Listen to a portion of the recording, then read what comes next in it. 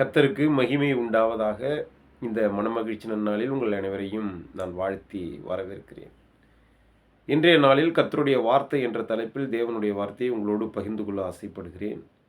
அப்படியே நம் வேதத்திலிருந்து ஒரு வேத பகுதியை தியானிப்போம். யாக்கோபு 3வது அதிகாரம் 14வது வசனம். உங்கள் இருதயத்திலே கசப்பான வைராக்கியத்தையும் விரோதத்தையும் வைத்தீர்களேயானால் நீங்கள் பெருமை பாராட்டாதிருங்கள். சத்தியத்திற்கு விரோதமாய் பொய் சொல்லாமலும் இருங்கள். கர்த்தருக்கு மகிமை உண்டாவதாக. இந்த மனமகிழ்ச்சி நன்னாளில் நம் ஆண்டவரும் இரட்சகருமாய் இருக்கிற நம் கர்த்தராகிய இயேசு கிறிஸ்து நம்மோடு கடந்து வந்து நம்முடைய மாம்சத்தின் கிரியைகளை குறித்து நமக்கு போதிக்கும்படியாய் இந்த வார்த்தைகளை நமக்கு கொடுக்கிறார்.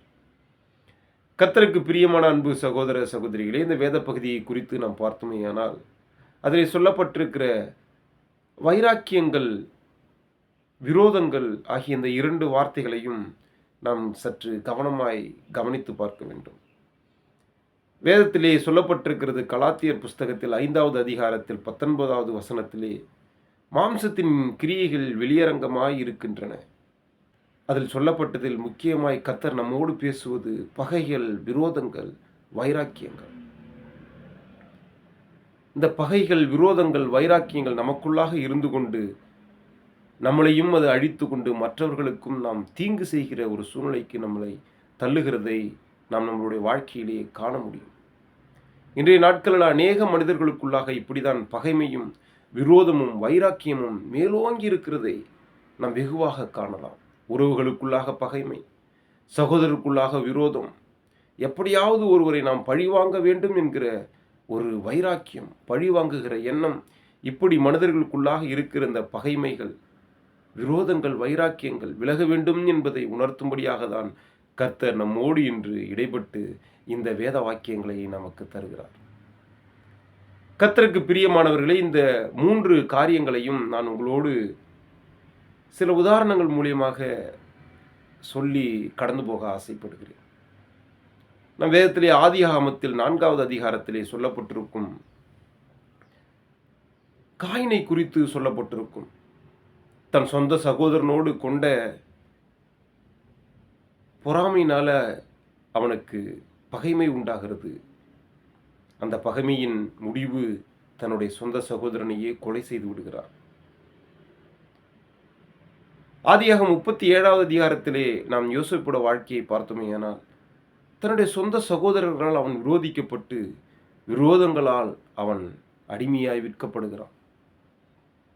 தான் நேசித்த உறவுகளை விட்டு பிரிய வேண்டிய ஒரு சூழ்நிலை, தமக்கு ரொம்ப நேசமாய் இருந்த தகப்பனை விட்டு பிரிய வேண்டிய ஒரு சூழ்நிலை. இப்படி தன்னுடைய வாழ்க்கையில் எல்லாவற்றையும் இழந்து அடிமையாய் விற்கப்பட்டதற்கு காரணம் தன் சகோதரர்களுடைய விரோதம், தன் சகோதரர்களுக்கு உண்டாயிருந்த பகை. 3வது ஒரு காரியத்தை உங்களுக்கு சொல்ல நான் பிரியப்படுகிறேன். 1 சாமுவேல் புஸ்தகம் 18வது அதிகாரத்திலே நாம் பார்த்தோமேயானால் சவுலை குறித்து சொல்லப்பட்டிருக்கும். தாவீது மீது கொண்ட வைராக்கியத்தை நாம் இந்த இடத்திலே காண முடியும். வேதத்திலே அழகாய் சொல்லப்பட்டிருக்கிறது. 1 சாமுவேல் 18வது அதிகாரத்தில் 7வது வசனத்திலே அந்த ஸ்திரீகள் ஆடி பாடுகையில் சவுல் கொன்றது 1000, தாவீது கொன்றது 10000 என்று முறையாக பாடினார்கள்.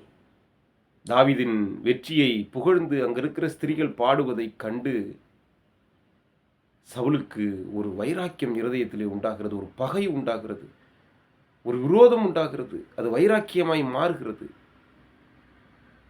காய்மகாரமாய் அவனை வெறுத்தான் என்று வேதத்திலே சொல்லப்பட்டிருக்கிறது. எப்படியாவது தாவீதை பழிவாங்க வேண்டும். அவனுக்கு இன்னும் இந்த அரியாசனம் மட்டும்தான் கொடுக்கப்படவில்லை. வேதத்திலே சொல்லப்பட்டிருக்கிறது. அந்த வார்த்தையை சவுலுக்கு விசனமாயிருந்தது. அவன் மிகுந்த எரிச்சல் அடைந்து தாவீதுக்கு 10000 எனக்கோ 1000 கொடுத்தார்கள், இன்னும் ராஜாங்கம் மாத்திரம் அவனுக்கு குறைவாயிருக்கிறது என்று சொல்லி அந்த நாள் முதற்கொண்டு சவுல் தாவீதை காய்மகாரமாய் பார்த்தான் என்று வேதத்திலே 8-9 வசனங்களில் சொல்லப்பட்டிருக்கிறது. கர்த்தருக்கு பிரியமானவர்களே, இப்படியாய் கொண்ட இந்த சவுலுடைய இந்த காய்மகாரம் காலப்போக்கில் பெரும் வைராக்கியமாய் மாறிற்று.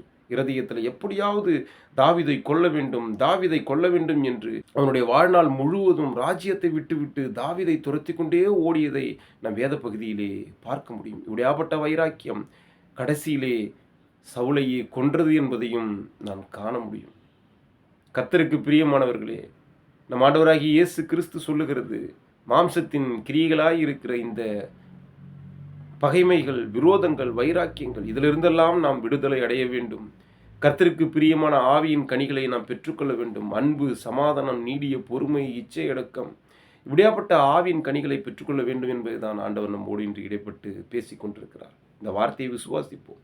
இந்த வார்த்தையின்படியே நம் வாழ்க்கையை கர்த்தருக்கு அர்ப்பணித்து ஆவின் கனிகளை பெற்றுக்கொள்ள பிரியப்படுவோம்.